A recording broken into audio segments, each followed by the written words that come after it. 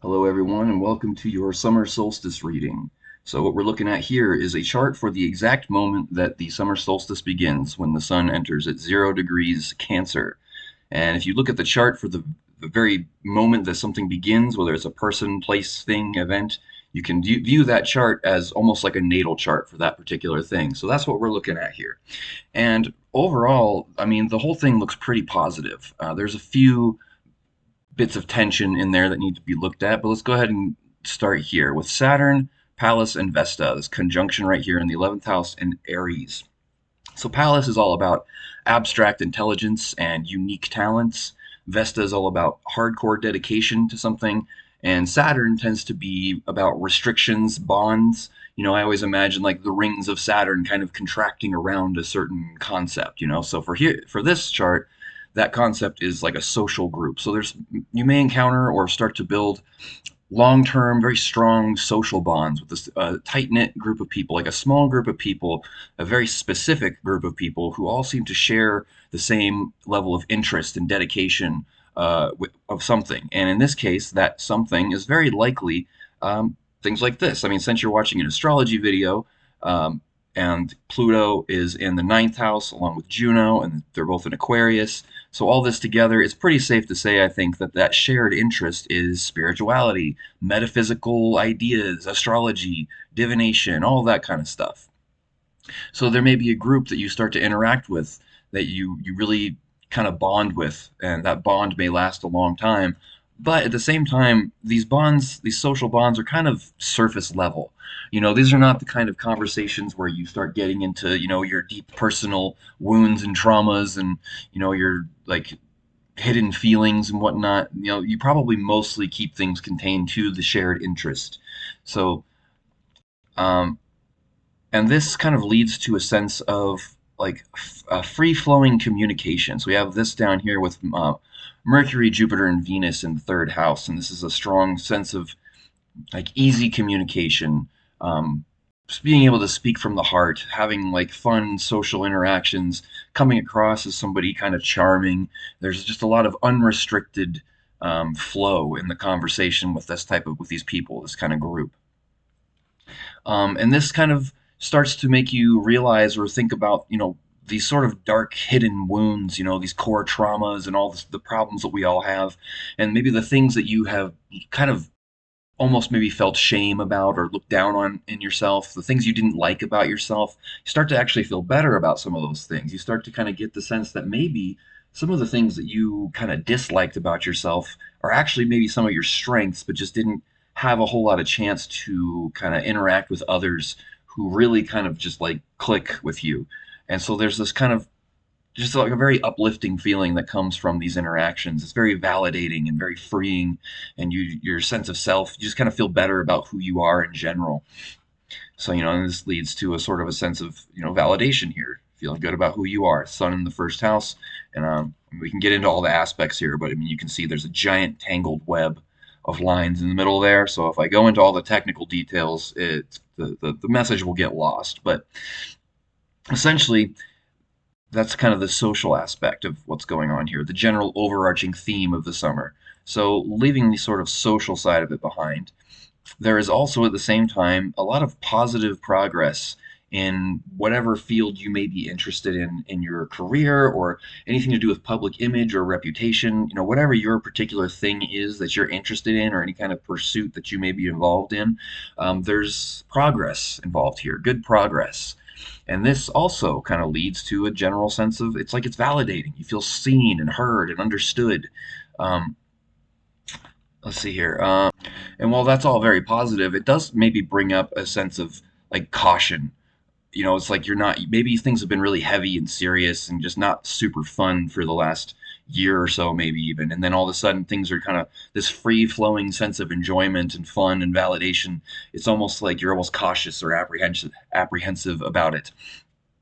Um, and also, at the same time, when things start going really well, I mean, the summertime usually is when external activities in your life become reach their peak for a while, and when that starts happening, especially if things are kind of going well and you're feeling good and having a good time and having fun, it's easy to get really swept away by that, and then all the sort of the inner work, the shadow work, the spirituality, the healing, it kind of gets put on the back burner. It's kind of you start to kind of get sucked into things in the external world, put this stuff aside, and then as that continues to go, you almost like build momentum. The mind starts to get a little bit carried away, and you get kind of more absorbed in like the negative ego over time. And then all of a sudden, the universe kind of has to throw you a bit of an interruption here and kind of remind you that you're not as in control as you think you are. With Lilith in the sixth house, this can really bring up issues of trying to micromanage things, trying to control things, and this connects to the progress in like the career, like public image kind of environment, because as these things start moving in a direction that feels positive, one of the things that might feel a little frustrating is that this progress seems to be very unpredictable. Erase all this here and kind of so the progress being made here, like the universe is like the wind is at your back. It's kind of carrying you forward. But at the same time, the progress is kind of sporadic and unpredictable. And because these sorts of things that you're experiencing feel so good, they're so validating that it makes you want to speed things up. Very rarely when good things happen are we like, oh, that's good enough. I'll just be happy with this. We pretty quickly start to think like, well, this is what I did, and it gave me a positive effect. So now I want more of that. So I'm going to start doing that more. The thing that I did that gave me the positive effect, I'm going to do more of that, and I should get more of a positive effect. But all of a sudden, you don't get it. Just as somewhat of an aside or like an example of this, I was going for a walk earlier. I was kind of mulling over the things that I was reading in this chart and just kind of thinking things through and thinking about this idea that I just described of your actions seeming to have a positive effect, but then you try to do it again to try to speed things along or move things along, and it just doesn't happen. There's no pattern to it. It doesn't seem to make sense. Well, as I'm walking down the street, I'm about to cross the street, and there's this guy at the crosswalk pressing the button on the crosswalk trying to change the light, but he's pressing it over and over and over and over. I mean, he must have pressed it 15 or 20 times in the course of like 60 seconds. And I'm just thinking, like, that doesn't do anything, right? Like, you can press it as many times as you want, it doesn't speed things up. You press the button once, it sets a timer, and the lights change in their own time. No matter how many times you press that button, it's not going to speed things up. So it's just that general concept that I was thinking about was being shown to me in another person right as I was thinking about it.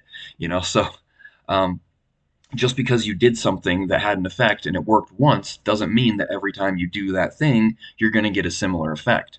And that can kind of be a little bit frustrating because, you're it's almost addicting, this feeling of validation and things really moving forward and making progress, and you really want to keep doing that. But then when your actions don't seem to be having any real effect, like it doesn't matter what you do, it's like the universe is on its own time. It's just doing its own thing. And when things go well, it just happens to be that the a countless number of uncontrollable external factors happen to come together in exactly the right way in exactly the right time to give you the sense that the thing you did that gave you the result that you were after. And so that might be one of the things that kind of comes up here is as you're moving forward and finding that your actions have a little less to do with what actually ends up happening than you might typically think, that can kind of bring up some fear and anxiety. And people respond to that with varying levels of frustration or fear. Because I think the subconscious recognizes when you confront something that kind of indicates or hints at the idea that control is an illusion. You don't actually have control. There's just times when your actions happen to line up with like the greater intelligence, the universe, God, the higher self, the Tao, whatever name you want to give to the sort of orchestrating intelligence behind what happens in reality. Every situation has a near infinite number of different factors that you have no awareness of and have no control over, and they all have to come together in a very specific way for your actions to have the result that you are hoping to get. And when that is demonstrated to you, because the universe sort of decides, I'm not going to cooperate with you this time. There's this feeling of like I have no control. Well, if I have no control, that means I can't really protect myself, right? Nothing I do is actually going to give me security and safety. In fact, there's no such thing as security and safety. And so, on a core level, that kind of triggers the fear of death in in varying levels. Even if it doesn't show up as like a direct, like, oh my God, I'm gonna die, it still, can show up on a more subtle way. But that's at its core, that's kind of what it is. That's what's being triggered. And this is kind of the universe's way of keeping you from getting too absorbed, from kind of getting this inflated sense of ego, or maybe even arrogance, this idea that you are in control, that you are above nature, and you can just bend the world to your will through your actions. And it's real easy to get sucked into that mentality when things are going your way. So this kind of comes along to kind of remind you and keep you from going too far off track. So that's one of the things, one of the challenges that's kind of outlined in this chart. And it's always interesting to see how seemingly different things all kind of line up together in these charts. So we have the social aspect of things we talked about in the beginning, and how that leads to this sense of free flowing communication, right? Um, that is maybe indirectly influencing, this sort of progress here. Both of these things, this communication, this group, and this career progress, they all kind of come back here and kind of give you an inflated sense of self. It's validating, makes you feel real good about yourself.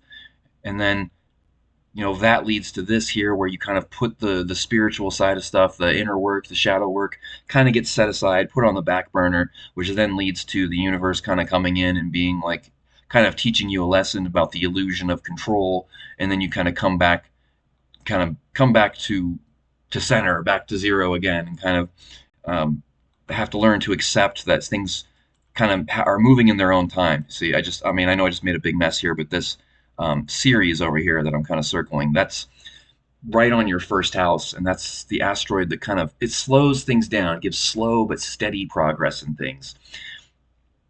Um, and yeah, that's kind of the basic gist of what we're looking at here. And again, this is just the general overarching theme of the summer.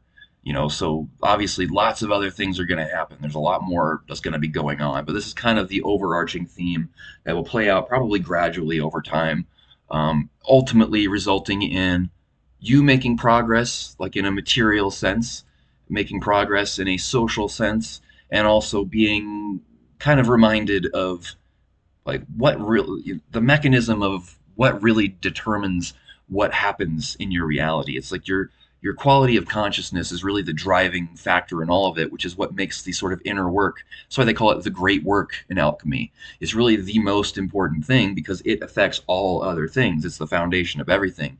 You could say that, kind of metaphorically, say that the higher self, or the universe around you, your sphere of sensation, or your personal reality bubble, is kind of like a creation machine. It's a perfect machine, but it can only create with the materials that you give to it. And the materials that you give to it are made up of the sort of quality of your consciousness.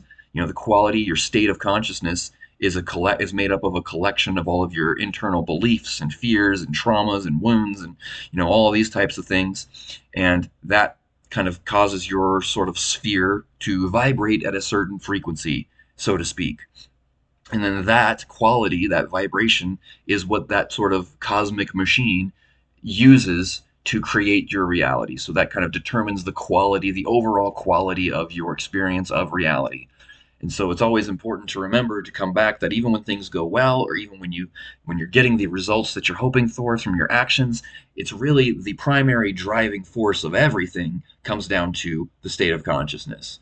And so, anyways, and I think you may, be able to get to see like the fruits of your labor, so to speak, all of the work that you've been doing, all the healing you've been doing over the last year.